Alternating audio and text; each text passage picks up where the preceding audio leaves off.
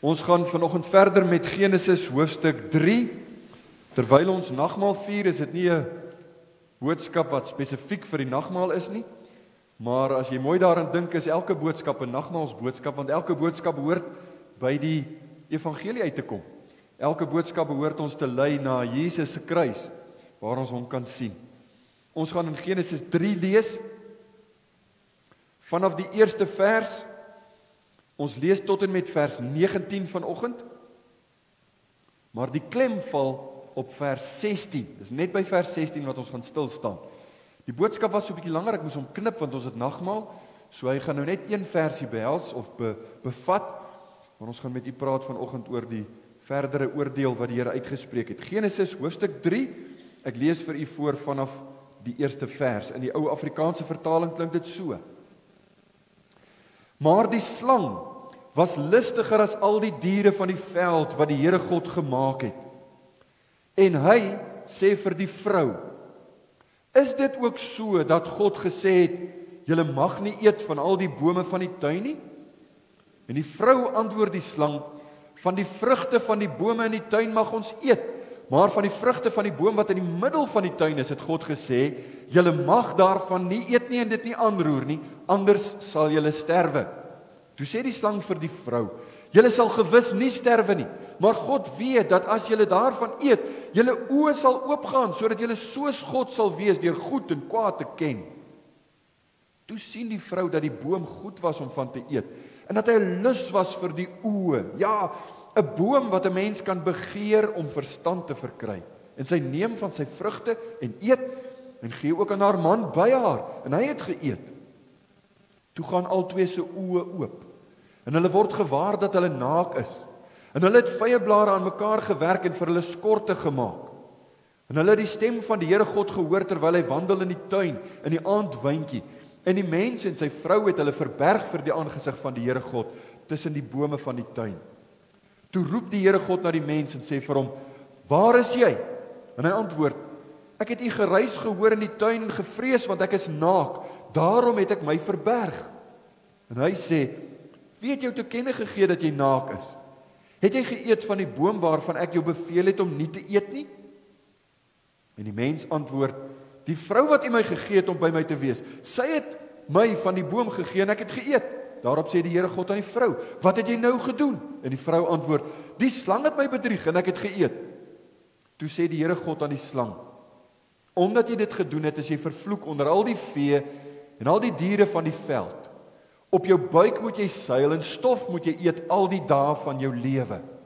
En ek sal vyandskap stel tussen jou en die vrou, en tussen jou saad en haar saad.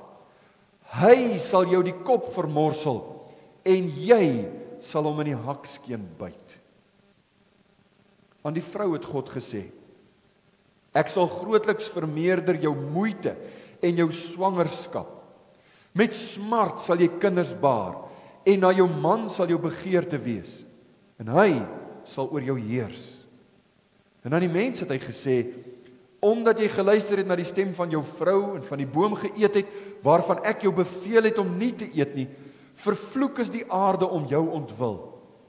Met moeite sal jy daarvan eet al die dae van jou lewe. Ook sal dit vir jou dorings en dussels voortbring, en jy sal die plante van die veld eet. In die sweet van jou aangesig sal jy brood eet, totdat jy terugkeer na die aarde, want daaruit is jy geneem.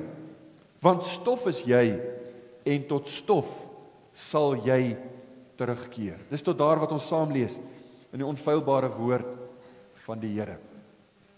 Ek gaan vra dat die manne staan, dan bid ons saam. Ons vra dat die Here vir ons sal seën wanneer ons na sy woord toe gaan.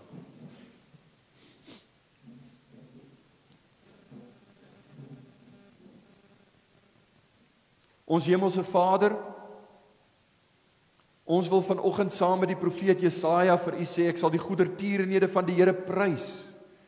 Die roemryke dade van die Here, ooreenkomstig alles wat die Here aan ons bewys het. En die veelvuldige goedheid jeens die huis van Israel wat hy aan hulle bewys het. Na sy barmhartighede en na die grootheid van sy goedertierenhede. U barmhartigheid, U algemene genade is vir ons sigbaar in hierdie dae. En alhoewel ons dalk nou deur die nag 'n bietjie storms ervaar het en die reën oorvloedig geval het, ons het dit so nodig, is ons dankbaar teenoor U, selfs vir die ongemak van die koue wat daarmee saamgaan en die ongemak, die onplesier. Ons kyk na U en ons wil sê, Here, U het alles gemaak. U dra dit. Dit wat U vir ons afweeg, daarmee is ons tevrede. Ons dank U vir U goedheid. Ons is hier vanoggend met 'n oop Bybel. En ons kyk na 'n besondere gedagte, 'n belangrike, 'n essensiële stuk van die wese van dit wat ons glo. My gebed is dat ons dit reg sal verstaan. Met 'n Bybelse perspektief dit sal aansien en bestudeer. Maar as ons hier wegstap, dat dit in ons harte sal bly, sodat ons soeke na U sal wees. Ons sal hierin moet sien hoe nodig ons U het. En ek wil bid dat U dit vir ons sal wys. Dankie vir hierdie geleentheid om saam te wees. Besondere geleentheid ook met die nagmaal. Maar U is ons bron van lewe. U is die bron, die fontein van alles wat goed en reg en mooi is. Ons eer U heilige naam. Amen.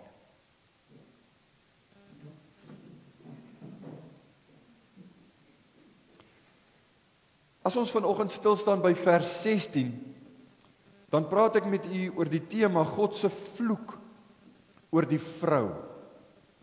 God se oordeel, kan jy sê, oor die vrou. Terwyl ek voorberei, dink ek daaraan dat selfs die tema wat ek glo, ek probeer altyd my tema so naas moontlik aan die Bybel kry. Ek wil nie sensasionele temas gooi en dan kom jy hier en dan is jy teleurgesteld nie. Dis wat die Bybel sê. Dis wat die Bybel ons gaan leer. Ek probeer dit so naas moontlik hou aan die skrif. En selfs die tema is vanoggend eintlik 'n bietjie onaanvaarbaar, ongemaklik vir die huidige samelewing waarin ons ons bevind. Omdat ons in 'n tyd lewe waar mense baie moeite doen en opstande reël en allerlei kwessies bespreek om die verskil tussen man en vrou te elimineer. Ons kan nie, want dis hoe God ons gemaak het. God het ons man en vrou geskaap. En hier kom nou 'n oordeel. Ek het vir u gesê, dit begin by die Satan, die ou slang. Daar was 'n oordeel oor hom uitgespreek, verlede week daaroor gepraat. Nou is hy by die vrou. Daar's 'n oordeel vir die vrou. Dit raak die menslike ras, maar ons gaan praat met die vroue. En dan volgende week, as die Here wil in ons leef, sal ek met u praat oor die man en die vloek wat oor die man uitgespreek is, as die federale hoof van die hele skepping. Nou as ons dalk, en ek glo daar is van u, en ek is lief vir julle almal, maar as daar van u is wat al beïnvloed is deur die denkwyse van ons dag en deur die dinge wat in die samelewing en in die kultuur van ons dag aan die gang is, dan wil ek vir u vra, sit nou maar die geweer op syf, jy weet, bære die geweer as dit nodig is. Moenie die boodskapper skiet nie. Ek gaan die woord van God so duidelik, so reguit as moontlik probeer oordra.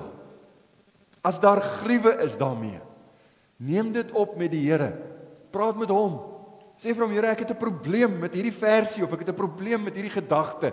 U moet my help dat ek in lyn sal kom met dit wat u wil hê. Nie wat die dominee wil hê of wat enige iemand wil hê, maar wat u wil hê. Dit is ons groot begeerte.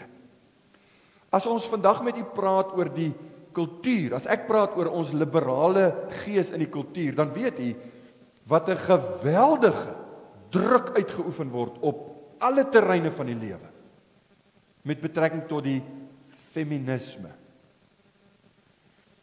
Vroue wat net dieselfde in alle opsigte hanteer wil word en wil doen en hulle verseg om te aanvaar dat daar 'n verskil is tussen man en vrou. Vandag se feminisme is eintlik so 'n integrale deel van ons wêreld. Ek weet nie wat sal gebeur as ons ewe skielik moet terugval nie, want dan gaan mense weer begin met opstande of ek weet nie wat sal gebeur nie. Maar ek lees in die week, dit was nog voordat ek regtig gesoek het, die laaste ding wat ek doen is my illustrasies, maar ek lees 'n baie prominente dame in Amerika, sy het op 'n stadium ook in die Kongres gedien. Sy skryf iets op sosiale media en ek het toe 'n notaatjie gemaak hier in my kop en ek moes dit gaan soek toe ek nou soek na 'n illustrasie. Sy skryf die volgende. Sy sê, "Today's feminism is the idea that women are free when they serve their employers, but women are slaves when they serve their husband and their children." So die wêreld druk om die vrouens te emansipeer, om hulle vryheid te gee in die sin dat hulle nie hoef diensbaar te wees vir hulle mans en hulle kinders nie, maar hulle sal vry wees as hulle in die wêreld onder wie ook al werk. Ek weet nie wat is die doel van die sekulêre of die korporatiewe wêreld nie, maar die uiteindelike doel van die duiwel, het ons al vir die gewys, male sonder taal, is om die geslagte te ontken, om mans en vrouens om ons wys te maak, dis eintlik maar dieselfde, en ons is nou al op 'n punt, waar ons gedink het ons nooit sal wees nie, waar hulle kinders grootmaak, dat die kindertjie self moet kies, wil ek 'n seentjie of 'n dogtertjie wees, dis wat hulle sê, dis wat hulle graag wil hê. Maar wat die Bybel ons leer is, mans en vrouens is verskillend gemaak, vir 'n rede. Mans en vrouens het verskillende rolle, soos wat God dit bepaal het. In terme van waarde is ons dieselfde. Mans is nie belangriker of vrouens belangriker nie, ons is presies dieselfde, maar daar is 'n rolverdeling en daarom is ons verskillend gemaak. En vanoggend gaan ons sien dat daar ook verskillende vloeke, verskillende oordeele uitgespreek gaan word. Vanoggend vir die vrouens en dan volgende week vir die mans. So as u nou vanoggend vir my kwaad is oor dit wat ek gaan sê vir die vroue, onthou, dis die Here se woord, maar hou so 'n bietjie vas tot volgende week, dan gaan jy sien dis baie erger as dit kom by Adam. Die oordeel was baie erger, nie net ten opsigte van die feit dat Eva 1 versie het en Adam 3 versies het nie, maar ook die impak daarvan op die wêreld, op die samelewing. Sy oordeel was fel, omdat sy verantwoordelikheid so groot was. En ek dink dit moet dieselfde wees ook in ons dag. Nou verlede week het ons vir u gesê, God spreek die oordeele uit in volgorde, in dieselfde kronologiese volgorde soos wat hulle oortree het. Eers die duiwel, toe Eva en toe Adam. So ons het gepraat oor die oordeel oor Satan verlede week, die slang. Vanoggend praat ons met u oor die vrou. En nou die vraag waarmee ek graag wil begin is, het God regtig bedoel wat hy gesê het? Want hier staan Adam en Eva. God is besig om met Adam en Eva te praat. En tog het hy in Genesis 2 vers 16 en 17 gesê, van al die bome van die tuin mag jy vry eet, maar van die boom van die kennis van goed en kwaad, daarvan mag jy nie eet nie, let op die woorde, want die dag as jy daarvan eet, sal jy sekerlik sterwe. Hier het die dag aangebreek. Hulle het geëet, maar hulle lewe dan nog. So die vraag, het God werklik bedoel dit wat hy gesê het? Eva het dit so verstaan. Want Eva het vir die duiwel gesê met hulle gesprek, Genesis 3 vers 3, maar van die vrugte van die boom wat in die middel van die tuin is, het God gesê, julle mag daarvan nie eet nie, en dit nie aanroer nie, anders sal julle sterwe. So Eva het verstaan wat God gesê het. Die dag as ons eet, sal ons sterwe. So, sy het geglo wat die Here gesê het. Nou is ons aan hierdie ander kant. Is God se woord waar? Hulle het gesondig, hulle het geëet. Is God se woord waar? Ons gaan vanoggend sien en volgende week ook as die Here ons spaar, dat God se woord altyd waar is. Want hulle het gesterf. Daar's 2 soorte, minstens, daar baie verskillende soorte dood in die Bybel, maar hier is minstens 2 belangrike dinge. Die eerste een is, dit was 'n lewende dood wat hulle daai dag gesterf het. In die sin, hulle het nie die oomblik toe hulle van die vrug eet net daar neergeval, mors dood fisies nie. Maar van daardie dag af het hulle begin om die effek van sterwe te ervaar, om lewend eintlik dood te gaan. Dit was die lewende dood. Maar dit was ook 'n sterwende dood, want dit word baie mooi uitgedruk in die, as jy nou die oorspronklike taal grammaties bestudeer, dan het ek al vir u gesê, daar staan letterlik, sterwende sal jy sterwe. En ons gaan 'n paar keer daarna verwys. Want u en ek is in daai situasie. Ons is aan die verkeerde kant van die sondeval. Sterwende is ons besig om te sterf. U en ek is nog lewend, nee, hier is ons vanoggend. Deur die genade van die Here. Maar ons is besig om te sterf.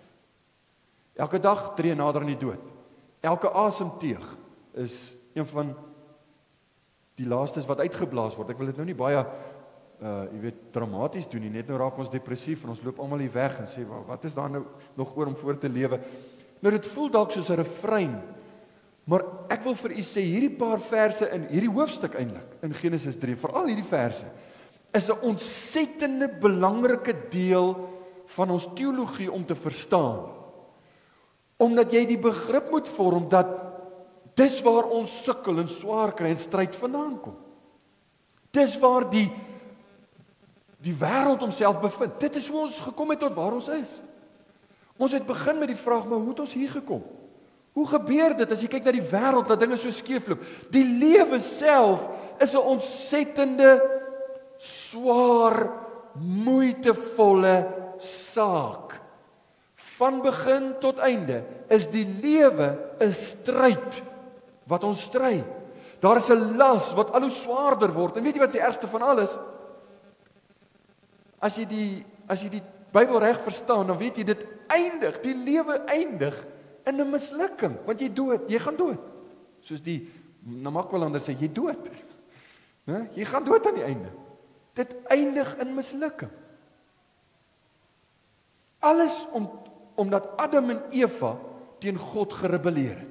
En as jy verstaan waar dit begin het, as jy verstaan wat leer die Bybel ons daarvan, dan maak dit die lewe nie net vir jou iets wat jy moet verdra nie, maar iets wat jou laat hunker, laat soek na God se oplossing.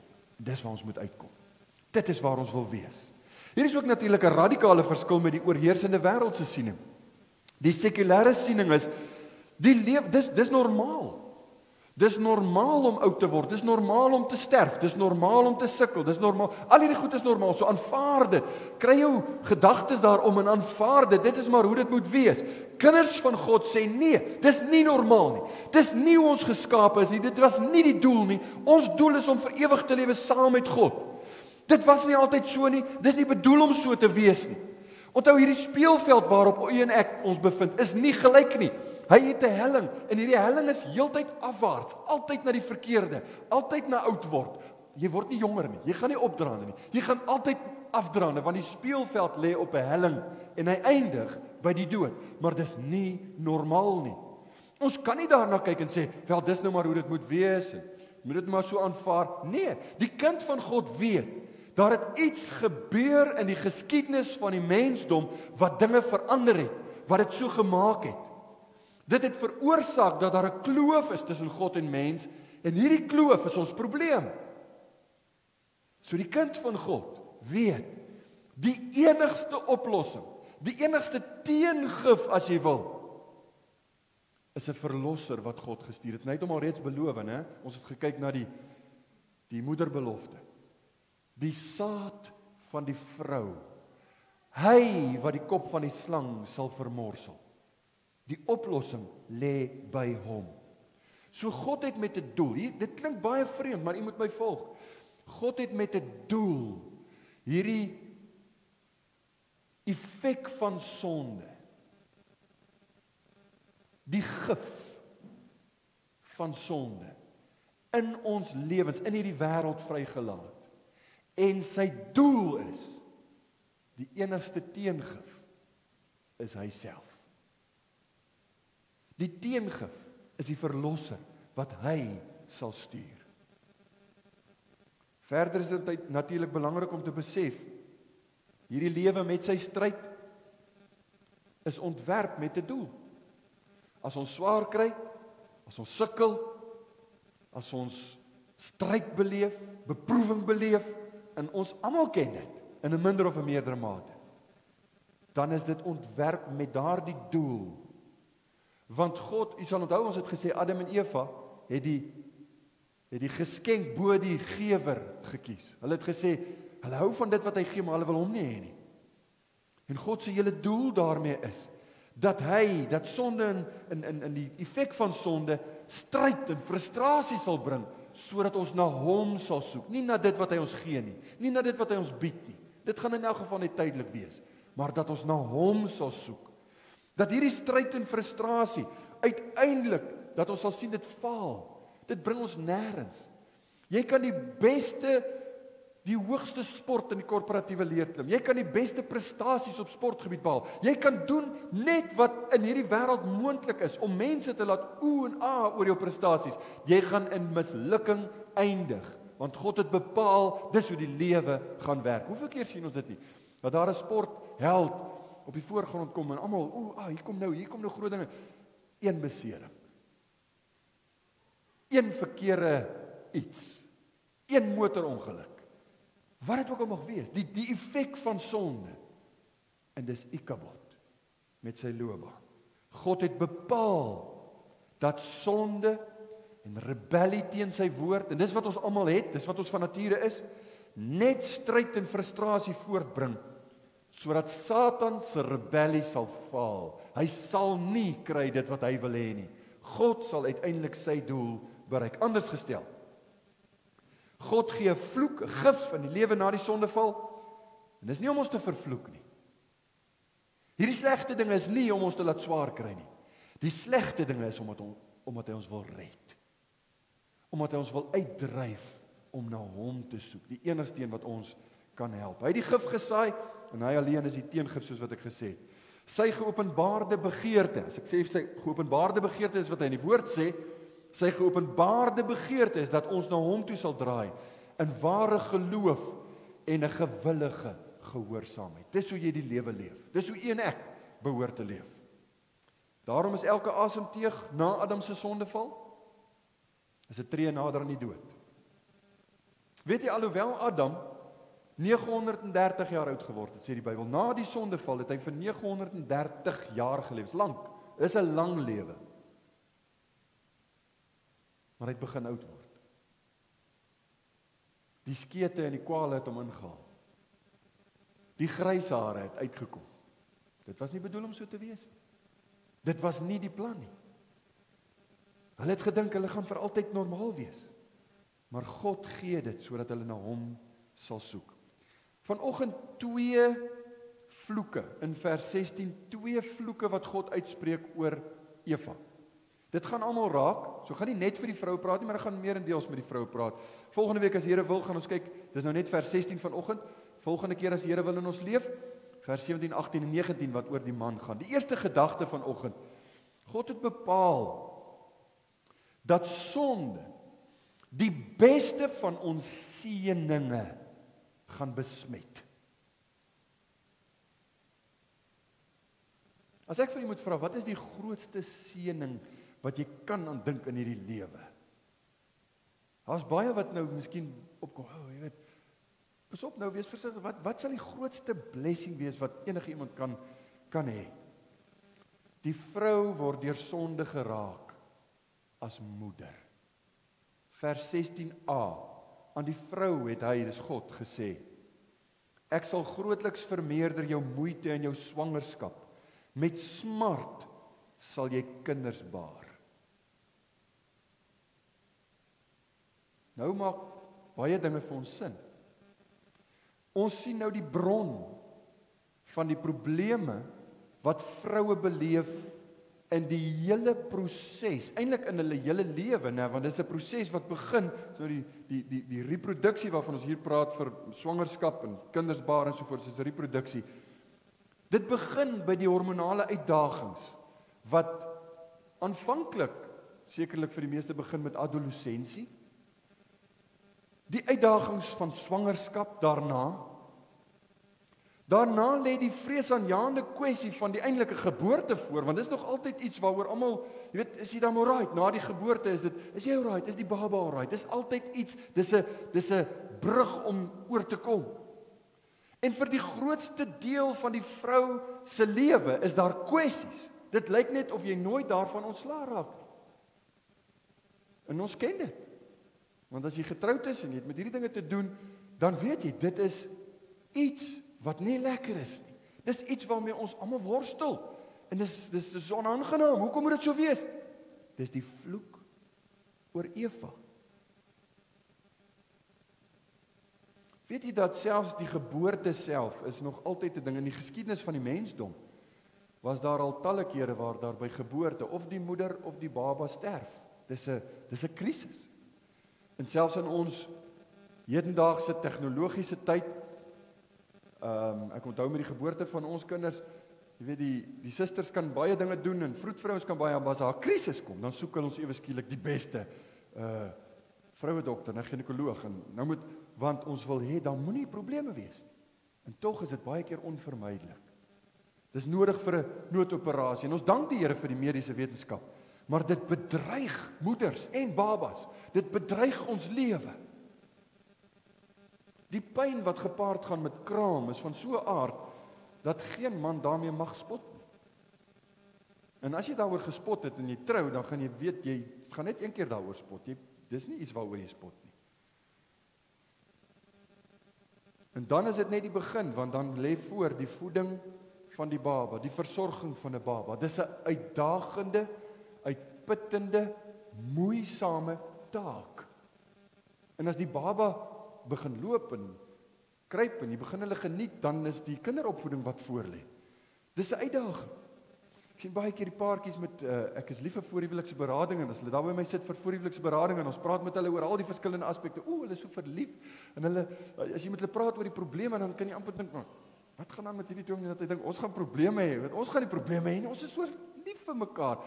Dan dink ek, jong, ons sal maar sien hoe lyk dit. So 'n paar jaar later as mamma 2 nagte nie kon slaap nie want baba is moeilik. En pa kom van die werk af en ma ryk soos ek sien dis 'n erkende Afrikaanse woord want jy weet kinderkots. Dit klink vir my verskriklik. Toe sien ek dis 'n woord. Nou ryk jy hierdie suurryk en dit is moeg en geïrriteerd en wat gaan aan? Wat het gebeur? Dis die effek van die vloek oor Eva. Weet jy, in die diereryk is daar nie so traumatiese geboorte soos 'n mens se geboorte nie. Dis verswelg, die beste van ons lewe, die seëninge van ons lewe word verswelg in die smart en die frustrasie, ongemak, pyn, vrees baie keer van dit wat vrouens ervaar. Alistair Payne sê, one of life's most sublime joys will also cause the woman some of her deepest woes and sorrows. So tussen hakies, dit is die grootste seën is om 'n babatjie te kan hê. Né?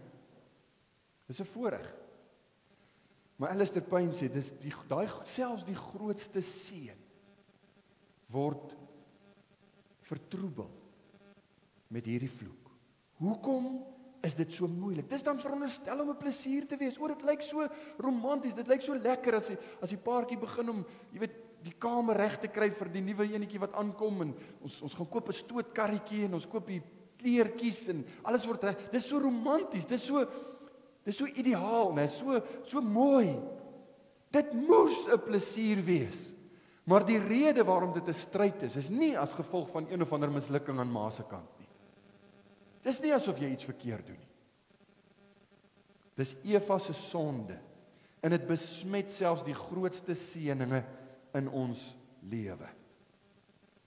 Nou ons is nie die soort, ek is nie die soort ou wat sê dis alwaarvoor 'n vrou goed is om babas te hê nie, maar as jy kyk na die skepping van die man en die vrou, dan moet ons sê, alhoewel dames in ons dag geweldige goeie bydraes lewer tot die samelewing, is daar en dit het niks noodwendig te doen met babas nie. Luister, 'n vrou wat nie kan babas hê nie, wat so toevallig ook een van die vloeke is, deel van hierdie sondeval. Die feit is egter God se kenmerkende ontwerp vir vroue, biologies en sielkundig, is beslis vir reproduksie, versorging van babas, die hele kwessie. Dis hoekom ons verskil uiterlik so van mekaar. Dis hoe die Here ons gemaak het. God het gesê in Genesis 1 vers 28, dis die skepingsmandaat. God het hulle geseën, is nou die man en vrou wat hy geskaap het. God het vir hulle gesê, wees vrugbaar en vermeerder, vul die aarde, onderwerp dit en heers oor die visse van die see en die voëls van die hemel en oor al die diere wat op die aarde kruip. Dit is vir die liberale ouens die grootste krisis. As hulle sê, mans en vrouens is net dieselfde, maar jy kan nie, 'n man kan nie 'n baba hê nie. Dis 'n krisis.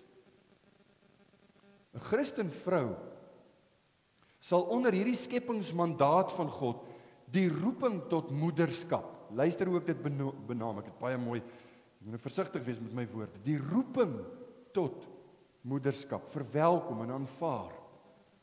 En ek sê dit dikwels vir die mammas daar agter. Vanoggend is dit nog 'n bietjie minder as min wat in hierdie weer wou uitkom met die kleintjies, maar mag die Here julle seën, julle moeders, veral met die klein babietjies. Dis 'n uitdagende, moeisame, ondankbare, uitputtende en langdurige taak, maar dis 'n onmisbare rol wat jy vervul dan nou in die lewe van so 'n kind. Jy kan die wêreld se verskil maak in die lewe van jou kind. God het jou geseën. En God wil hê jy moet vir hom 'n rentmeester wees van sy kosbaarste skepping, en dit is 'n kind. 'n mens. Nou in die wêreld lyk dit so. Wanneer jong dames bymekaar kom en hulle hoor, wat doen jy vir 'n lewe? Wat doen jy vir 'n lewe? Ek so enetjie sal sê ek is 'n, hulle noem dit deesdae stay-at-home mom. Jy weet, ek is by die huis, ek maak die kinders groot. Dan is dit soos 'n jy weet, is dit nou maar al. Dit is die grootste seën wat daar kan wees. Jy's nie maar net 'n ma nie. Dis 'n edele, 'n kosbare en 'n onmisbare roeping. Dis 'n ontsettende groot seën. Dis hoekom ek sê, dank die Here vir ma's. Doug Wilson skryf by geleentheid, dis nou 'n predikant waarna ek graag luister. Hy sê, en hy het my baie goed laat voel, en ek gaan nou vir u sê hoekom. Hy sê, feminine beauty takes many forms, but in modern times the most overlooked form of this blessed beauty is that of pregnancy. Ek het 'n redelike streng riglyne vir myself met betrekking tot die teenoorgestelde geslag. Ons maar altyd kwessies. Maar ek sal nie vir 'n vrou 'n kompliment gee as haar man nie by is nie, of as my vrou nie by is nie, want dit kan verkeerd geïnterpreteer word. Maar ek kom baie keer by Daleen, dan sien ek 'n vrou wat swanger is, dan sal ek vir haar sê, sy lyk vir my so mooi vandag. Is dit nie? Dis vir my een van die mooiste goed wat daar is. Dis 'n swanger vrou. Ek weet nie hoekom nie, dis maar net hoe ek is. En toe Doug Wilson dit skryf, toe dink ek, okay, ek is daarom nou nie hierdie vreesaanjaende ou nie, nee, ek is normaal. The result is that too often Christian women abhor pregnancy because it ruins the figure. Others lament what happens to them because of the inconveniences involved in getting around or in sleeping. Others associate pregnancy with morning sickness and insist that they never want to be pregnant again. En ek besef dis moeilikheid, ek besef daar is stryd, ek besef daar's al hierdie kwessies, maar dit is so 'n seën. Christians have rejected the contempt the world shows for children. Hy sê, Christene is ten minste nou al op 'n punt waar ons besef, aborsies is 'n nee. Jy los 'n baba uit, dis God se eiendom. But we have not yet learned to honor pregnancy ourselves. When men generally respect pregnant women, and husbands particularly learn to verbally respect and honor and admire their wives' loveliness in pregnancy, our situation with regard to our families will soon be very different. Nou, ek hoef nie lank te praat met die mammas nie. As jy met haar begin gesels oor die babatjie of wat een van die dae gebore moet word of wat al klaar gebore is of wat, jy praat nie lank nie. Weet jy wat kom dadelik na vore? Een of ander effek van die sonde. Siekte, vrees, versorging, dis al die kwessies wat saam met die sonde gekom het. Die korrupsie en die effek van sonde. Nou dis genade dat Adam en Eva kinders gehad het. Dis genade van die Here, want dit was sy plan dat die saad van die vrou moes kom. En dis die Here Jesus self. Later moes die Here Jesus kom. So dis genade. Die vrou sal daardie vreugde hê van kinders hê. Die vrou sal daardie seën ervaar van kinders hê, maar nooit sonder 'n groot en pynlike, ongemaklike beproewings nie. Nou waaraan moet ons dink? Dis wat ons hier sien. Eva is vir ons 'n spieelbeeld van dit wat ons beleef. Dis die vloek van sonde. Elke keer wanneer ons met hierdie dinge te doen kry, elke keer wanneer ons dit sien, dan moet ons besef, dit is omdat die vloek oor Eva uitgespreek is. Sonde sal 'n verdorwe uitwerking hê op selfs die natuurlik, die beste, mooiste, natuurlikste seëninge van God se kant af. Daar's altyd hierdie smet, daar's altyd hierdie ding, jy kan nie daarvan wegkom nie. Nou dit is vir die mans net so wel. Ek wil vir u iets sê, die beste seëninge wat die Here vir ons gee, kom saam met 'n pakket. Daar's altyd iets daarmee saam van sonde. Kom ek gebruik voorbeelde. Ons het talente. Die meeste van ons het wonderlike talente, iets wat ons kan doen. En ek weet daai ou is goed hiermee, daai ou is goed daarmee. Hy kan dit doen, hy kan sê ons het talente en gawes wat die Here vir ons skenk. Elke natuurlike gawe word geraak, word besmet deur hierdie selfde vloek. As jy sukses behaal, dan is die smet daarvan, jy word trots. En jy begin dink, "Wow, ek is daarmee ou, né? Ek kan dit doen. Nee wat, ek kan dit regkry." Dis 'n smet wat aan jou karakter kleef. As jy hard werk en jy's 'n ou wat sukses behaal deur dit wat jy doen met jou hande en jy werk verskriklik hard, maar jy behaal nie sukses nie, dan raak jy bitter, gegrief in jou hart. Jy kyk na ander ouens wat niks doen nie, kyk hoe goed gaan dit met hom. Hoekom? As gevolg van sonde. Onthou vriende, alles wat sonde ons bied, al die plesiere wat sonde ons bied, al die tydelike blydskap wat sonde jou bied. Jong mense, luister mooi. Dit is altyd beter as dit van God afkom.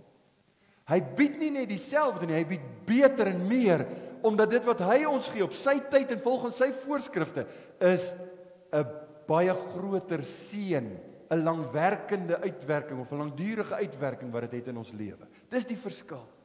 Alles wat sonde ons bied is beter wanneer die Here dit vir ons gee, op sy terme, op sy tyd, met sy voorskrifte. Maar daar bestaan nie iets, so selfs die beste seën, sonder die smet van sonde nie. Tweede gedagte vinnig. Sonde is ook bepaal dat sonde vir ons konflik in ons verhoudings bring. Die vrou word nou geraak as moeder, het ons nou gesê, nou word sy geraak as vrou. Ek praat van vrou vir haar man in die huweliksverhouding. Vers 16 gaan verder, en na jou man sal jou begeerte wees en hy sal oor jou heers. Ons het hierdie saak klaar uitgeklaar, ek gaan nie weer daaroor preek nie, want dit is, die man is die hoof. Dit beteken hy is die baas nie, hy is die hoof, hy is die leier. God het hom aangestel, hy moet die verantwoordelikheid dra, hy moet bewerk en bewaak. Dis wat mans doen, dis hoe ons gemaak is, dis hoekom ons breër skouers het, dis hoekom ons eelt op ons hande behoort te hê. Ons werk, ons beskerm, dis wat ons doen. Ons maak 'n plan. Ons wil nie hê die vrouens moet stres nie, ons sal plan maak. Maar nou sê die Here vir Eva, na jou man sal jou begeerte wees, en hy sal oor jou heers. Nou is 'n kwessie oor die begeerte. Want die woord wat nou in Hebreëus daar staan, tsesuka, is 'n woord wat net 3 keer in die Bybel gebruik word. En as ons wil weet wat beteken dit, moet jy gaan kyk hoe word hy gebruik. Hy staan in Genesis 3 vers 16, dan staan hy in Hooglied 7 vers 10. In Hooglied 7 vers 10 word hy so vertaal: Ek is my beminde sin en sy begeerte. Tsesuka, sy begeerte is na my. Hier is dit 'n romantiese verliefdheid met baie sterk seksuele toon. Sy begeerte is na my. Binne die huwelik, my man wil my hê. Sy begeerte is na my. Nou baie van die teoloë meen, dis nou die vloek oor Eva. Sy sê, goed, as die Here my dan nou vloek deur swaar kinders te hê, dan gaan ek net die kinders hê nie. Maar jy gaan 'n man hê wat sy begeerte gaan na jou wees. Jy gaan na hom 'n begeerte hê en kinders gaan gebeur. So dis die vloek, dis nou die oordeel. Ek dink nie dis wat hier aangaan. Want van die 3, nou ek wil net sê die praktyk bewys dat dit nie noodwendig waar is nie. Want jy hoor van die, as ek nou praat van die verliefdheid, vrouens, wat is die spreekwoordelike klaaglied van vrouens, as hulle dink aan mans? Jy kan nie met hulle lewe nie? En jy kan ook nie sonder hulle lewe nie. Né? Want jy wil hulle maar hê, maar jy wil nie, dan kom al hierdie kwessies daarmee saam. Nou dit sê die ouens, hierdie frustrasie is nou die vloek. Ek dink nie dis wat in die teks aangaan nie. Bring ons by die ander plek in die Bybel waar hierdie selfde woord voorkom. Onthou Genesis 3 vers 16, Hooglied 7 vers 10, en dan kom hy nog 'n keer voor. En dis om die waarheid te sê net so bladsy of wat verder in Genesis. Genesis 4 vers 7. Waar God met Kain praat.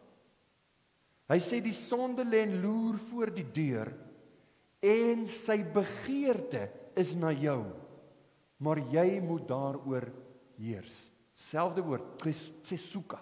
Nou hier het dit te doen met nie verliefdheid nie. Nie jy weet hierdie meisietjies wat op hulle, wat noem hulle dit, kalverliefde, né? As hulle so, hulle is eintlik so verlief op enigeen wat net broek dra, het my ma altyd gesê. So dan is dit mos nou, dis nie waarvan hy praat nie. Hier is die betekenis 'n dominerende bemeestering. 'n Begeerte om te heers, 'n begeerte om te beheer. Die vrou se huweliksverhouding sal besmet word met 'n sondige impuls om haar man te beheer. 'n Sondige begeerte om hom te bestuur, te domineer. Nou sit hier ouens wat vir my sê, ek het gedog dis net my vrou. Nee, dis alle vroue. Dis deel van dit wat gebeur het na die sondeval. Daar is 'n algemene, dis die tipiese optrede by alle vroue. Adam is reeds die hoof, dis gevestig. Oor alles in die skepping is hy die hoof, met ander woorde oor Eva ook. Dis inteendeel, en ons het al daarvan gepraat, waarna Jesus en die apostels wys, wanneer hulle praat oor die feit dat die man moet die leier wees in die huis en in die kerk. Dis waaroor dit gaan, dan wys hy elke keer na die skepingsorde. Adam is eers geskape, daarna die vrou. Maar 'n begeerte en 'n strewe om te regeer, sal dit vir die vroue 'n moeisame taak maak in hulle huis, in hulle naaste verhouding, daar in die huis. Nou wil ek net dit sê. Ek preek nie net vir die vroue vanoggend nie, want net so verkeerd as wat dit is vir vroue om te twis en te stry vir dominansie in die huis, om jou begeertes en jou wil af te druk en met ander woorde om beheer te hê, net so verkeerd is dit vir mans om jou vrou te oordonder en te verskree en te domineer op watter manier ook al. Dit was nooit die intensie van die Here nie. Ons gaan nie arm druk om te kyk wie kry nou wat, wie se sin nie. Ons gaan nie kyk wie kan die hardste skree nie, dit kom op niks uit nie. Miskien het jy dit al agtergekom, dit help net mooi niks. Die Bybel sê inteendeel, die manne moet, en nou verwys ek na Efesiërs 5 vers 28, 29. Die mans moet hulle eie vroue lief hê, soos hulle eie liggame. Dan praat hy in vers 29, want niemand het ooit sy eie vlees gehaat nie, maar hy voed en koester dit, net soos die Here die gemeente. Voed en koester het te doen met sagkens. Sagkens. As ek by die ons het in hierdie week gaan inkopies doen, en as jy nou die inkopies doen en die dames pak nou die groente in die pakkies, dan is ek en my vrou is altyd, wie gaan kyk vir die inpak, want jy kan nie hulle los nie. Hulle pak die tomaties onder in die sakkie en dan gooi hulle die pampoene en die goed bo op. Dan kom jy by die huis aan met tomatiepuree of iets, jy weet, dis net gekneusde. So ek kom altyd, dan sê ek vir haar, Sissie, a tomato is like a woman. You must treat them gently. En dan kry sy nou die idee, né? Want sekere goed met jy sagkens. Nou 'n vrou is voed en koester. Dit help nie om te skree nie. Dit help nie om kwaad te word nie. Ons moet praat, ons moet mekaar verstaan, ons moet mekaar dien, ons moet mekaar help, ons moet mekaar hoor ag as die ander, terwyl ons in hierdie verhouding groei, saam groei. Nou vriende, ek wil vir u sê, is dit nie die bron van die konflik in ons huise nie? Luister, ek is nou wel 'n man, so ek is ongelukkig nie objektief in hierdie saak nie. Ek erken dit en ek probeer baie objektief wees. As ons mans tog net begrip wil hê vir die delikate, kosbare geskenk wat die Here vir ons gegee het aan ons vroue en hulle reg hanteer, en die vrouens begrip sal hê hoe ons dink en hoe ons optree, ja, ons albei maak foute, albei partye maak foute. Albei partye is, ek dink niemand sal daarop aanspraak maak, ek maak nooit 'n fout nie. So ou is 'n dwaas, soos Abel. Maar hier is 'n kwessie, soos Nabal verskoon, nie Abel nie, Nabal. Maar hier is 'n kwessie. Dis die bron van konflik in ons huise. Mans wat wil domineer en vrouens wat wil domineer. Mans wat nie bereid is om terug te staan en hulle vrouens te voed en te koester en te probeer verstaan nie. Vrouens wat wil regeer en wat wil sê ek sal hom wys, ek sal, jy weet, ek kry altyd my sin. As dit jou dalk mistroostig maak en jy laat dink daar's dan nie hoop vir ons huwelik nie. Ek weet nie hoe gaan hierdie verhouding werk nie. Dis nie net 'n huwelik nie, dis in alle verhoudings so. God se genade is groter as ons sonde. Kan ek dit weer sê? God se genade is groter as ons sonde. Ten spyte van die feit dat daar die smet van sonde in ons lewe is, ten spyte van die feit dat hierdie kwessies altyd daar is, help God ons om mekaar te verstaan, om met mekaar te kan praat, en om hierdie sake te oorkom en daardeur te groei. Dis hoekom Efesiërs 5, die klassieke teks waartoe jy bly in die Nuwe Testament as dit kom oor die huwelik, ons word geleer, vroue, wees aan julle eie mans onderdanig, soos aan die Here. Manne, julle moet julle eie vroue lief hê, soos Christus die gemeente lief gehad het, voed en koester. So moet ons met mekaar werk, so moet ons met mekaar praat, so moet ons in ons huwelike en dan ook ons ander verhoudings optree. Weet jy, selfs in 'n vervloekte wêreld, kan ons seën, kan ons ontsettende seën uit ons verhoudings put, wanneer God se genade ons lei, wanneer God ons help, om te kyk na die kwessie en te sê, wag so bietjie, kom ons dink mooi hieroor, dit help nie ons gaan nou op mekaar skree nie, ek is bereid om, jy weet, na myself eers te kyk, en ek verwag jy sal dieselfde doen, maar kom ons praat oor hierdie saak, en ons kyk na mekaar, soos wat God wil hê ons moet na mekaar kyk. Wat 'n insentief om jouself aan die Here Jesus oor te gee. Dis nie die grootste insentief om te sê jy moet tot bekering kom want jy het huweliksprobleme en nee, maar vir kinders van God is daar oplossings. Vir kinders van God is daar hulp. En nou moet ek afsluit want ons moet nagmaal hou. Hier kom dit. Ons is mense wat sterwende besig is om te sterf. Ons is op pad om dood te gaan.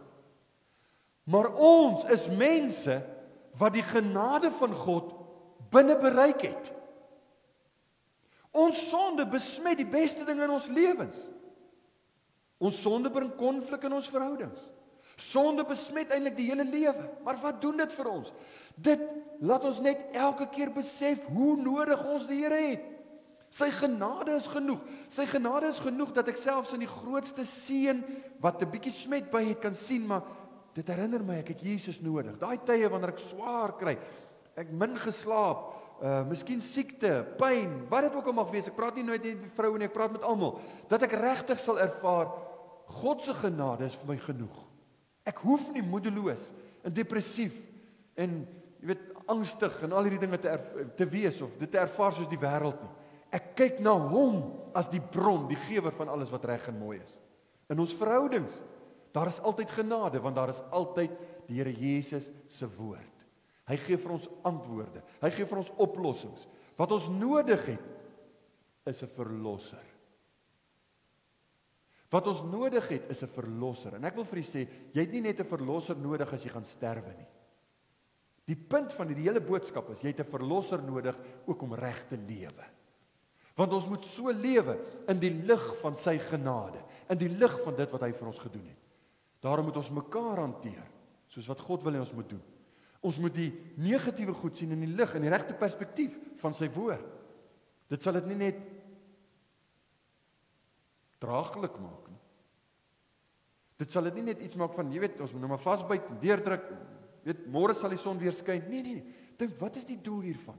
Die Here druk ons as het ware om hom te sien as verlosser. As jy op 'n punt kom waar jy nie weet watter kant toe nie, as jy op 'n punt kom waar jy nie antwoord het nie, nou weet ek nie wat ek verder moet, ek het nou alles gedoen wat ek kon doen, dan is jy op 'n baie goeie punt. Want dan begin jy vra, Here, wat wil U hê moet ek doen? En dit is gewoonlik die laaste ding wat mense vra, né? Ons probeer eers al die bronne uitput, voor ons opkyk en sê, Here, sal U my help? Dan is jy op 'n goeie punt. Here, sal U my help. En ek wil vanoggend vir U sê, ons vier nagmaal. Ons dink aan die kruisdood van die Here Jesus. As jy nog nie jou lewe in totaliteit aan die Here oorgegee het nie, dan is daar nie 'n beter geleentheid as nou. Jy hoor die woord, jy sien die Here Jesus as die enigste verlosser. Gee jouself aan hom. Draai weg van jou sonde, sê Here, hier is ek. Ek gaan U dien. Van nou af dien ek U met alles wat in my is. Dis hoe dit werk. Dit is so eenvoudig as wat dit is. Gee jouself oor aan hom. Soek sy genade bo al hierdie ander dinge in die lewe. En selfs die vloek wat uitgespreek is met die sondeval, na die sondeval. Selfs daardie vloek sal jy sien, is 'n goeie ding. Dit moet so wees. Want ons het hom nodig. Ons het hom baie nodig, meer as wat ons besef. Hy is ons verlosser, om te lewe en om te sterwe. Amen. Kom ons bid saam.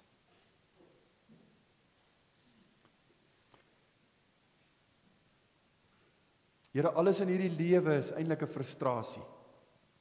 Alles in hierdie lewe is besmet met dit wat gebeur het in hierdie stuk geskiedenis wat ons bestudeer.